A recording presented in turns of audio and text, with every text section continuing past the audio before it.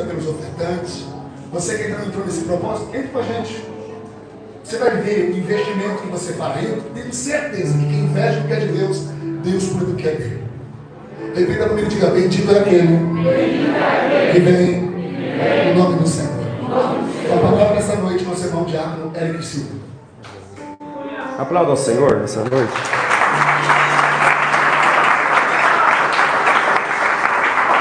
Eu cumprimento a amada igreja com a paz do Senhor Jesus. Amém. Eu cumprimento a amada igreja com a paz do Senhor Jesus. Amém. Quantos estão felizes com o Senhor? Glória a Deus.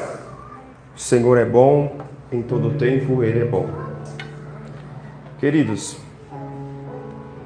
abra vossas Bíblias. Evangelho de Jesus Cristo, segundo escreveu Lucas,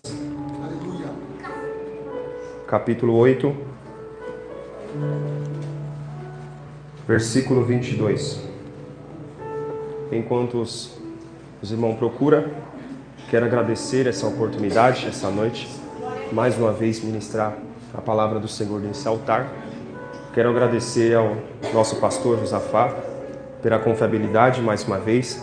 Amo a vida do Senhor. E essa noite eu quero agradecer aos irmãos que oraram, estão orando ainda pela minha família. Sinta-se abraçado essa noite por mim e pela minha família. Só o Senhor sabe o que eu passei 10 dias naquele manda aqui. E o Senhor deu vitória para a honra e glória no nome dele. Mas foi pela oração dos irmãos. E eu quero louvar a Deus essa noite também e agradecer aos irmãos por todas as ajudas, todas. Eu e minha família se sente abraçado aqui essa noite pelos irmãos. Eu agradeço essa noite e aplaudo ao Senhor mais uma vez pela a igreja, a credibilidade, porque isso aqui que é igreja. Isso aqui que é igreja. Glória a Deus. Não posso deixar também de agradecer a minha esposa. Ela está assistindo nesse momento. E provavelmente ela está assistindo e eu quero mandar um abraço para ela, um beijo, dizer que eu amo ela. E que ela é a mulher da minha vida. Glória a Deus. E dizer para ela que está sendo muito difícil ficar em casa sem ela. Para quem não sabe, minha filha está internada. Nós saímos de uma internação de 10 dias, um manda aqui. E já faz 2 dias que ela está internada de novo, a minha filha. Está com começo de broncolite. Mas eu acredito que o Senhor vai dar vitória mais uma vez. Amém? Meus irmãos, livro do Evangelho de Jesus Cristo, segundo escreveu Lucas, capítulo 8, versículo 22. Todos acharam? Digo amém? Amém. Diz assim no texto: aconteceu que num daqueles dias entrou ele no barco em companhia dos seus discípulos e disse-lhes: passemos para a outra margem do lago. E partiram. Enquanto navegavam, ele adormeceu. Repita comigo: ele adormeceu. De novo. Ele adormeceu. E sobreveio uma tempestade de vento no lago, correndo eles o perigo de sossobrar. Chegando-se a ele, despertaram-no, dizendo: Mestre, estamos perecendo. Despertando-se Jesus, repreendeu o vento e a fúria da água. Tudo cessou e veio a bonança. Repita comigo: e veio a bonança. Pode se assentar glorificando o nome do Senhor. Glória a Deus. Queridos, estamos diante de um texto muito conhecido, aonde Lucas narra para nós a história de Jesus. E para começar essa guisa introdutória, eu quero começar falando do médico e evangelista Lucas, porque Lucas apresenta para nós um Jesus como homem perfeito. A Bíblia diz que Lucas escreve para os gregos. A Bíblia diz que Lucas também vai mostrar muitas coisas da vida de Jesus. Vale se alentar que, como Lucas, ele traz para nós como o homem perfeito. O livro de Mateus, o Evangelho de Mateus, traz para nós Jesus como rei e prega para os judeus. Vale se alentar também que Marcos apresenta Jesus para nós como servo e escreve para os romanos. João, por sua vez, ele vai citar Jesus como Filho de Deus e escreve o Evangelho universal. A Bíblia diz que Lucas, ele vai mostrar a vida de Jesus desde a sua infância até a sua ressurreição e a sua ascensão. Há um comentarista bíblico que se chama Robert Gundry. Ele diz que o Evangelho de Lucas é o maior de todos os evangelhos e o mais longo livro de todo o Novo Testamento e mais completo dos evangelhos sinóticos. Evangelhos sinóticos são os 3 primeiros evangelhos: Mateus, Marcos e Lucas. Sinótico porque ele aponta para a mesma direção, ou seja, são semelhantes. Cita aleluias da vida de Jesus. Só que o Evangelho de Lucas, ele traz uma vida mais completa de Jesus. Porque ele vai narrar para nós a infância de Jesus, a juventude de Jesus, o ministério de Jesus. Ele narra para nós também a morte de Jesus, a ressurreição de Jesus. E ele também vai mostrar para nós a ascensão de Jesus. Já o comentarista chamado Warren Wiersbe diz que Lucas escreveu com a mentalidade de um historiador meticuloso e com o coração de um médico amoroso. Lucas traz para nós os detalhes da vida de Jesus. Lucas, além de escrever o livro que leva o seu nome, ele também vai escrever o livro de Atos dos Apóstolos. Lucas também era cooperador de Paulo. Para quem não sabe, ele era cooperador de Paulo também. Ele andou com Paulo. Se nós vemos a Bíblia Sagrada em Filemão, capítulo 1, versículo 24, vai citar sobre Paulo, vai citar sobre Lucas. Timóteo, capítulo 4, versículo 11, também vai citar sobre Lucas, porque vai falar que ele é o médico amoroso. A Bíblia diz que Lucas vai citar muitas coisas sobre Jesus, como eu já disse, a infância até a ascensão de Jesus.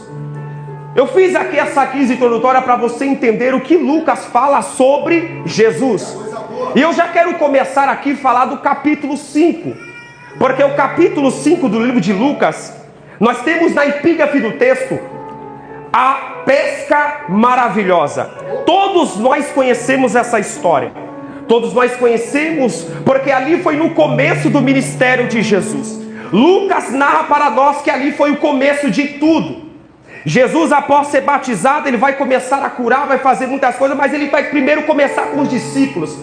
E aqui vai começar, porque Lucas vai narrar para nós no capítulo 5 a pesca maravilhosa. E todos nós sabemos, quem conhece um pouquinho da história, nós vamos entender que Jesus estava pregando para as pessoas naquele local. Mas só que a Bíblia diz que as pessoas começavam a apertar Jesus, ao ponto de ele pegar e olhar para o lado da praia e avistar 2 barcos. E avistar também homens pescadores lavando as suas redes. Isso aqui chamou minha atenção, pastor, porque a Bíblia diz que existia 2 barcos. Mas Jesus, a Bíblia faz questão de dizer que ele vai ao barco de Simão chamado Pedro. Isso aqui mexeu comigo, porque tinha 2 barcos. Aí o Senhor falou para mim quando eu estava lendo: você se já perguntou, Eric, para você mesmo, o porquê eu te escolhi? Meu Deus! Quantos de nós estamos aqui dentro e você mesmo faz a pergunta para si mesmo: por que, Senhor, eu e por que não ele? Meu Deus! Você já percebeu que no meio de várias pessoas da sua parentela, o Senhor apontou para você e falou: é esse que eu quero? Aí o Senhor me leva, quando Samuel vai ungir Davi, Samuel vai olhar para aparência, enquanto Deus estava olhando para dentro do coração do ser humano. Porque o homem, ele tem, aleluia, ele tem como se olhar para o lado de fora, mas existe um Deus que ele não olha somente para o lado de fora, ele olha para o que está dentro do teu coração. Aí eu vim entender o porquê o Senhor escolheu o barco de Pedro, porque ele viu o coração. Hoje Deus te trouxe aqui para te dizer: eu te escolhi. Não, você não entendeu, eu te escolhi. Mas Senhor, está tudo andando ao contrário. Não tem problema, eu te escolhi. Eu já sinto a presença de Deus aqui para te dizer: eu te escolhi. Ah, meu Deus, eu vou falar isso aqui. Porque tem gente que está aqui dentro e está pensando: Senhor, o Senhor me escolheu mesmo? Posso falar isso aqui?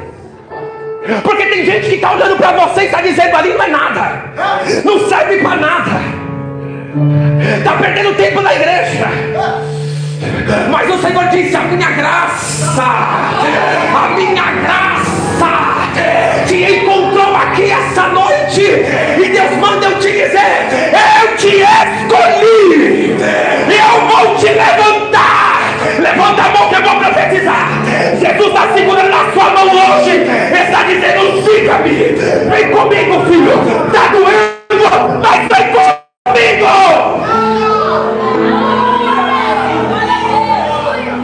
Maravilha, que é isso? Jesus te escolheu. Olha para o irmão que está do lado, diga para ele: Jesus te escolheu. Tinha 2 barcos. Jesus escolheu de Pedro, por quê? Porque ele sabia o que Pedro ia se tornar lá para frente. Ou seja, Deus é atemporal. Ele sabe o que está acontecendo hoje, o que vai acontecer daqui, um minuto, um milésimo, um mês, um ano, e por aí vai. Se ele é atemporal, ele sabe o que você vai se tornar. Se você permanecer, escuta nós falando, permanecer na posição que Deus quer. Jesus entra no barco e vai começar a pregar. Mas repare que antes que Jesus entra no barco, no versículo 3, Jesus vai pedir o barco. Jesus pede o barco. Aí a decisão é minha e sua: empresta ou não empresta?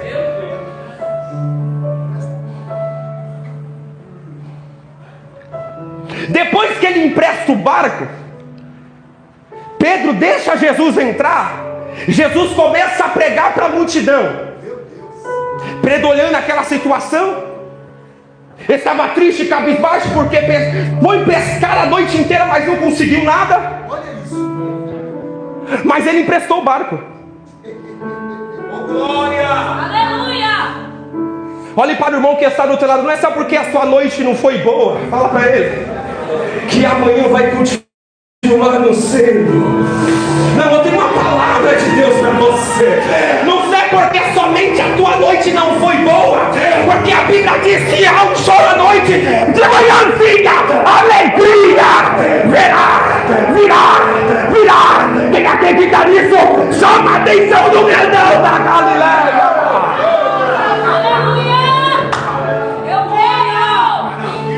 Aleluia! Quando Jesus entra no barco, ele começa a pregar. Repare que Pedro empresta o barco, Jesus prega. Só que após Jesus pregar, ele vai falar para Pedro: Pedro, vai mais fundo. Eu preciso ir mais fundo. Mas por que, Senhor? Você não estava pescando? Sim. Você vai fazer tudo de novo agora. Repare que agora no versículo 4, Jesus não pede emprestado, ele manda. Vai lá no texto, capítulo 5, versículo 4. No versículo 3 ele pede o barco, mas no versículo 4 ele manda. Afasta-te, que é isso? Manda, afasta-te. Eu não estou te pedindo. Você não já emprestou o barco? Agora deixa eu controlar essa embarcação. Ei, meu Deus, eu vou pregar isso aqui. Se você já emprestou o barco para Jesus, já falou sim para Ele, deixa Ele conduzir essa embarcação. Deixa eu, meu Deus, eu estou com a palavra profeta para pregar para você aqui nessa noite. Deixa Ele. Ah, meu Deus. Sabe o que me deixa triste? É pessoas deixam, no começo deixa, mas vai passando um tempinho, aí fala: Senhor, eu não quero mais não. Eu vou falar isso aqui. No começo tá tudo bem, aí começa a vir as lutas, as tempestades, algo assim. Ah, Deus, eu não quero mais não, porque eu pensei que era uma coisa e é outra. Meu Deus! Mas quem falou, se Jesus está com você dentro do barco, Ele vai te isentar de alguma coisa acontecer contra a sua vida? Jesus nunca falou isso. Ele falou: negue-se a si mesmo, pega a sua cruz e siga-me. O que é cruz? É pesado, é machucado, é prova. Aí o Senhor está dizendo: empresta o barco, deixa eu comandar essa embarcação. Quando ele chega no profundo, a Bíblia diz que o Senhor vai mandar de novo: lança a rede. Lança a rede. Quando eles lançam, a Bíblia diz que há uma quantidade de peixe, que os peixes estavam entrando e saindo para o lado de fora, o barco quase se afundando, porque o peixe era muito. Eu gosto assim, Jesus. Aí Pedro vem naquela situação, se prostrou aos pés de Jesus e disse: Senhor, eu não sou digno, eu sou um pecador. Repare que Pedro lhe passou a noite toda, isso aqui é para você dar glória, passou a noite toda pescando, não pescou nada. Quando Jesus entra no barco, Jesus pesca o peixe. Não foi Pedro, mas quem foi pescado mais? Pedro. Eita! O peixe Pedro, coisa boa. Você entendeu que quando você entrega a sua vida ao Senhor, Ele cuida de você? Aí fala para Pedro: Pedro, agora você não vai ser, larga essa profissão. Você não vai ser mais pescador de peixe não, vai ser pescador de homem. Eu tenho uma obra na tua mão. Quando você se entrega, você está pensando que você vai ficar sentado nessa cadeira sem fazer nada. Não, o Senhor entregou algo nas suas mãos para você fazer. Posso falar isso aqui? E quando o Senhor entregar na sua mão, faça com excelência.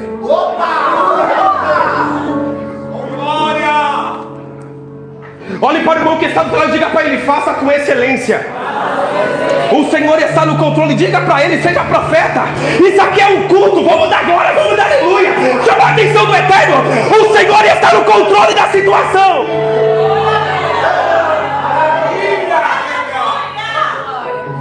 Eu vou ser rápido aqui.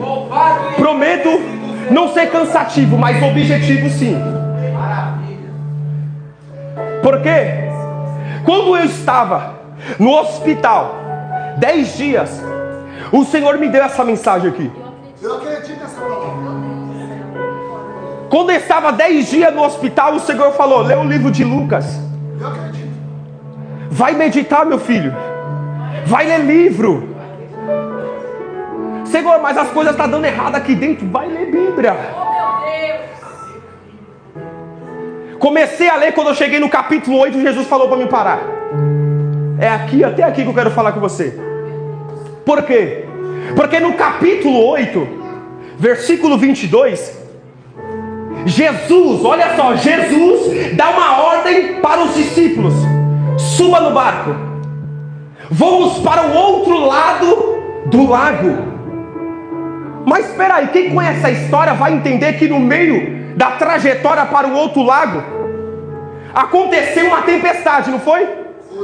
Mas espera aí, quem foi que deu a ordem? É sobre essa palavra. Jesus. E a ordem que ele deu foi o quê? Nós vamos chegar até o outro lado.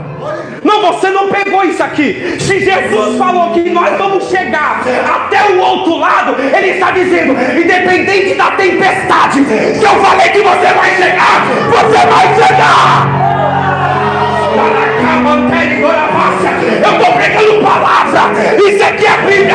Jesus falou: você vai chegar, nós vai chegar. E mais, oh meu Deus, eu sinto uma graça de Deus aqui, porque aqui para te dizer, independente da tempestade, você vai chegar do outro lado, e o nome do Senhor, vai ser glorificado. Quem acredita nisso?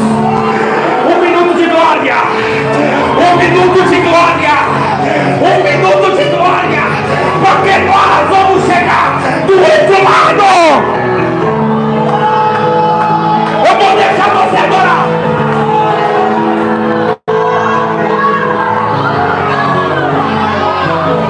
Há uma presença de Deus aqui. Eu sinto a graça de Deus aqui para pregar. Jesus está dizendo aqui para mim: não interessa se a tempestade está grande, não interessa se o vento está forte. Eu disse que você vai chegar. Vai chegar. Agora.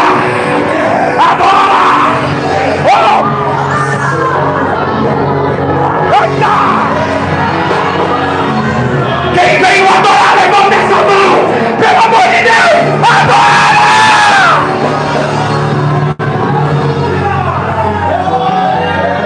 Você vai chegar. Você vai chegar. Você vai chegar. Aleluia!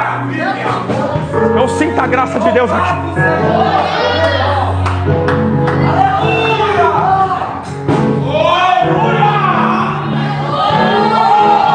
Da embarcação,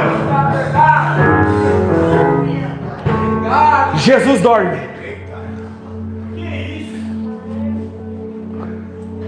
E agora? Jesus convidou para entrar no barco. Aí Jesus decide dormir no meio da embarcação. Olha para mim. Se Jesus, Ele é divino, Ele sabia que havia tempestade. Mesmo Ele em carne aqui na terra, Ele sabia que vinha tempestade.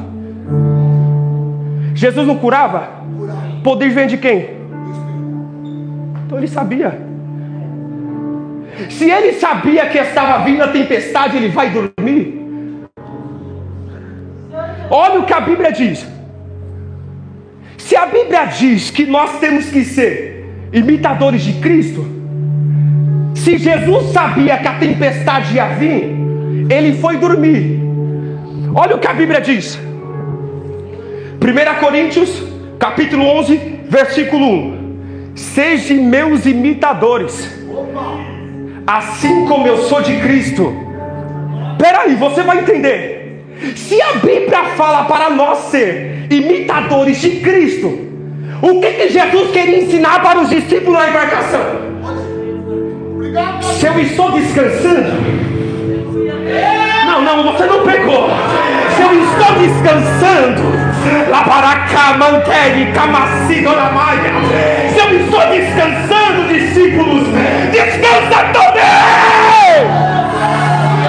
Não, você não pegou. Jesus está deitado no barco, a tempestade está vindo, Ele sabia, mas Ele falou: descansa. É Jesus dizendo: no meio dessa tempestade, você não precisa fazer nada, porque numa hora dessa, eu se levanto, repreendo o mar, repreendo o vento. Oh meu Deus! Vamos entrar nisso aqui, vamos entrar. É difícil descansar na tempestade. Eu vim pregar a palavra. Porque Jesus às vezes faz umas coisas por nós que a gente fica meio: Senhor, mas por quê? Repara que quando Jesus dá ordem para os discípulos não falam não. Ele sobe dentro do barco e começa a embarcação. Ou seja, obedeceu. Por que quando nós obedecemos, vem tempestade ainda? Aí se você ler um pouco de Bíblia, você vai entender que quando Jonas estava dentro do barco, aquela tempestade veio pela desobediência. Mas e agora os discípulos que obedeceram estão na tempestade? Opa! Que isso? Aplica tudo, O Senhor falou para mim dentro do hospital: filho, não é só porque você está obedecendo que eu vou te isentar de algumas tempestades. Filho, não é só porque você está lendo Bíblia, jejuando, indo ao monte, fazendo a obra, eu vou te isentar de algumas tempestades. Aí eu falei: Senhor, mas por que o Senhor está trazendo essa tempestade para mim? Aí o Senhor me deu um tema: ventos e tempestade e provas na vida do crente não é para a morte. Eu vou repetir: não é para a morte, e sim para Deus extrair o melhor de nós. Você entende o porquê Deus agora permite algumas tempestades na nossa vida? É porque o Senhor quer extrair algo melhor de nós. É porque quando a gente pensamos que muitas das vezes nós estamos: nossa, Senhor, eu estou crente, eu estou isso, eu estou aquilo. Aí o Senhor falou: não, calma aí, eu vou provar mais um pouquinho para ver se você está crente mesmo. É igual o Jó, estava certinho. Aí o Senhor permite Satanás entrar, fazer arruaça. Só não tira a vida dele, mas pode tocar em tudo. Deus faz umas coisas com nós que a gente não entendemos. Mas o interessante de tudo isso, e é para você dar um glória, que no meio dessa tempestade que Ele permite, Ele nunca sai do seu lado. Não, você não entendeu isso aqui. No meio da tempestade, da embarcação, Jesus estava dormindo, mas Ele estava no ambiente. Ou seja, independente da tempestade, Ele está. E se Ele está, Ele tem poder para fazer o impossível acontecer. Você pode glorificar a Deus. Você pode glorificar a Deus, porque Ele é bom. Independente da tempestade, Ele vai te curar. Ele vai fazer coisas grandes que você nem imagina. Porque no meio da tempestade, Jesus quer saber quem sou eu e quem é você.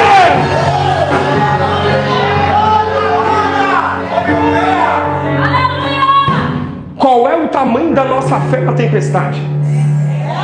Eu estou pregando Bíblia, então vou aplicar isso aqui.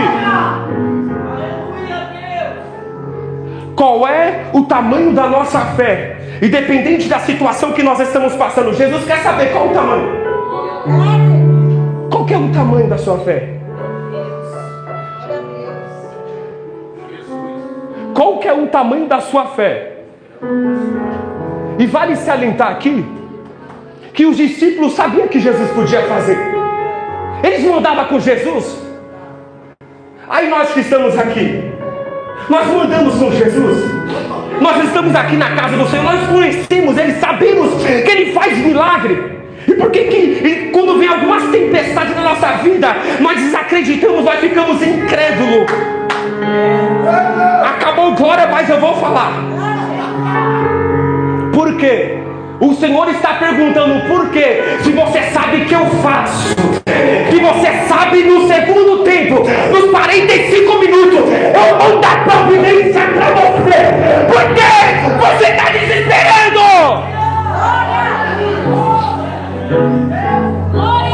Lembra de Elias? Jezabel estava correndo atrás dele para matar. Ele entra no deserto de Berseba, deixa o teu servo, entra sozinho, porque deserto é você e Deus. Quando ele chega lá, ele vai pedir a morte. Aí o Senhor falou: não, morte não, eu vou mandar a providência aí para você, meu filho. Não, você não entendeu. Morte não, eu não vou aceitar o que você está falando, não. Eu vou te dar pão e água, porque a caminhada é longa, é longa, é longa. Olhe para o irmão que está no canal, diga para ele: continua. Continua. Está doendo, mas continua. Está falando mal de você, continua. Puxar o teu tapete, continua. Continua.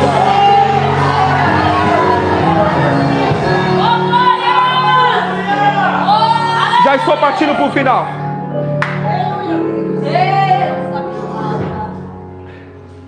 Quando acontece tudo isso,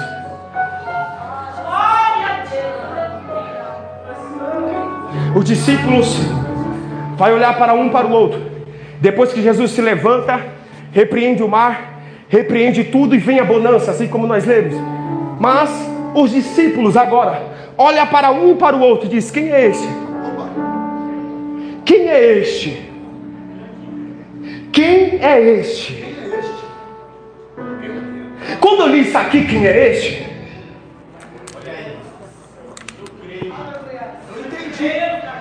Quando eu li isso aqui, quem é este? O Senhor me levou para o livro de João. Eu falei: João, por quê? Porque se você ler cada capítulo ali aparece quem é este? Jesus. Cada capítulo dos 21 capítulos do livro de João e o 879 versículos, nos capítulos, cada capítulo tem um título de Jesus.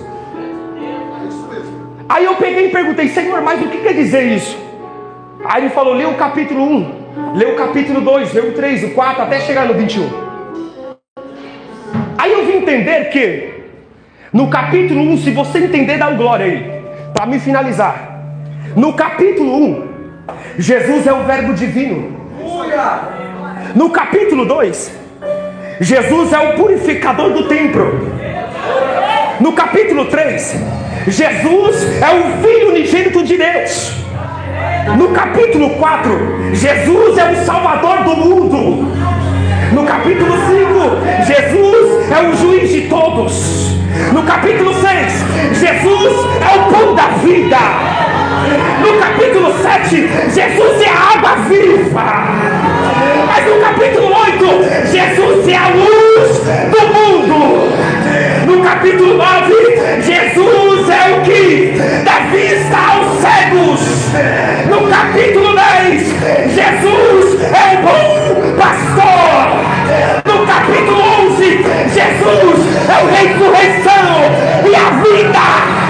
No capítulo 12, Jesus é o rei. É o rei. É o rei de Israel. No capítulo 13, Jesus é o grande servo. No capítulo 14, Jesus é o caminho. É o caminho. É o caminho.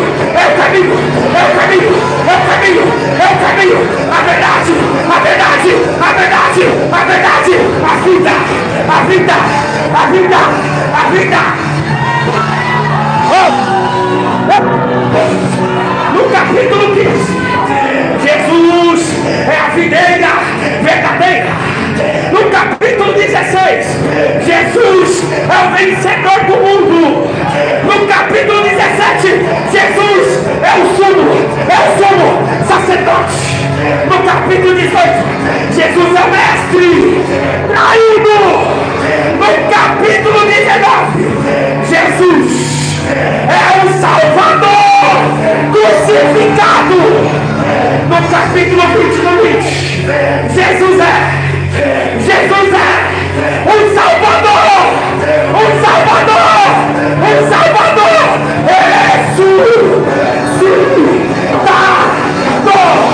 Se eu fosse você, adorava Ele, porque no terceiro dia Ele viveu, Ele está vivo, Ele está vivo, Ele está vivo.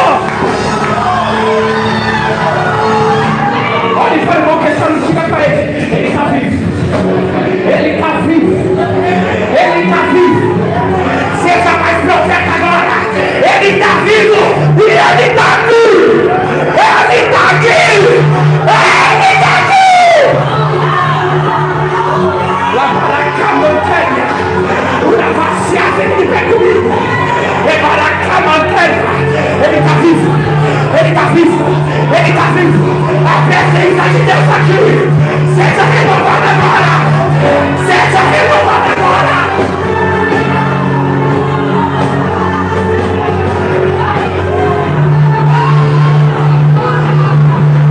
No capítulo 21, Jesus é aquele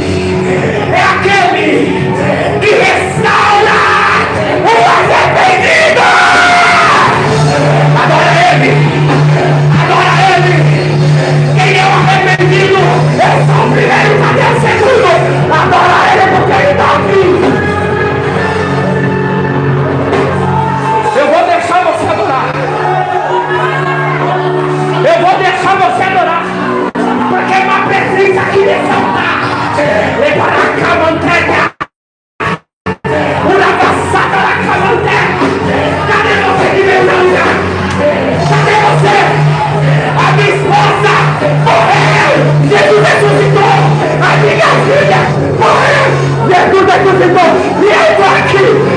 Essa é a vontade dele.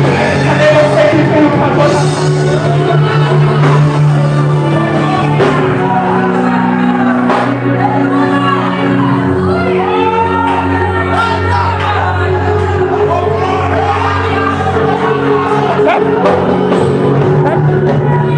É para cá, manter e doravassa. Há uma presença de Deus aqui. Eu falei para Jesus, Jesus, é para me pregar isso mesmo. Ele falou, é meu filho.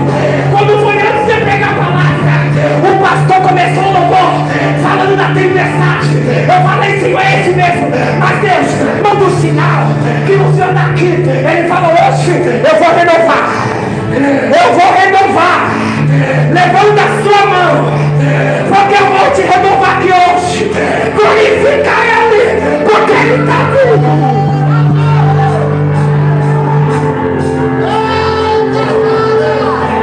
Jesus está mudando o caráter aqui hoje. Ele está salvando aqui hoje. Ele está. Aleluia.